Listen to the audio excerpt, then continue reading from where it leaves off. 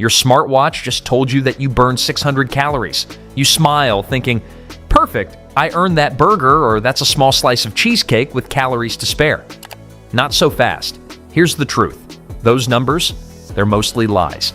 They are not going to be close to what you actually burned. They are a loosely educated guess at best. In this video, we're breaking down how to actually use your wearable fitness tracker, whether it's a Fitbit, Apple Watch, or whatever fitness ring or even app or machine you use. This is not a chase to artificially inflated calorie numbers, but instead mastering recovery, movement, and real fat loss. Because the secret isn't in how hard you push, it's in how you recover, and we can measure these things more than ever before. If you're new here, welcome to the tribe of busy people who want results without needing to live in the gym. Hit subscribe. We keep it science-backed, simple, and sustainable. This video will contain tips you can use right away to stay strong, focused, and recover, my friends. Drop a comment telling us how long you have been working out. Let's start with the problem with calorie tracking. Most people wear a fitness tracker and think it's a magic weight loss tool. It tells you calories, steps, blood pressure, sleep time, you name it, it does it. But a 2023 study from Stanford University found that fitness trackers can be off by 27% to 93% when estimating calories burned. That's not precision. That's guesswork dressed up in data. I don't know about you, but that is not a comfortable range to me. That means you could be thinking you have done way more work than you really did. Whether it is a smartwatch, Fitbit, or exercise equipment at the gym, they usually overestimate calories. That time you leaned all your weight on the stair stepper and burned 800 calories, probably not completely accurate. How do I know? I have done just that. And when you think you're burning more than you are, you eat more than you should. After all, you still think you are in a calorie deficit based on the numbers in front of you. Cardio is effective. However, many of us eat more when we do more on cardio machines. The result? Weeks of effort, no change in the mirror, and growing frustration. How can you be working so hard yet see no visible changes? We have all been there, but don't toss your watch just yet. Because here's the twist. The real power of your wearable has nothing to do with counting calories. It is what it represents. This is what your tracker can do.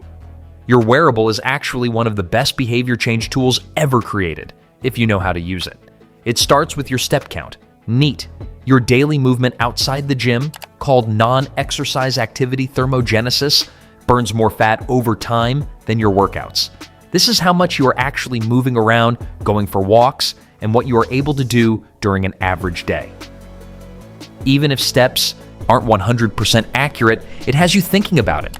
Maybe you get up and get one more walk, or you see steps at the end of the day and move around some more. Herein lies the power. If your watch shows fewer than 3,000 steps a day, start there. A 2022 Mayo Clinic review found that NEAT can account for up to 15 to 30% of total daily calorie burn, whether you are hitting the gym, working out at home, or not working out consistently. Heart rate variability, HRV. This metric shows how well your body is recovering. A low HRV means stress and poor sleep. A rising HRV means your nervous system is adapting. To add to this, a 2024 Frontiers in Physiology study showed that tracking HRV can help improve training efficiency and reduce burnout. Next is sleep tracking. Forget burning calories while you sleep.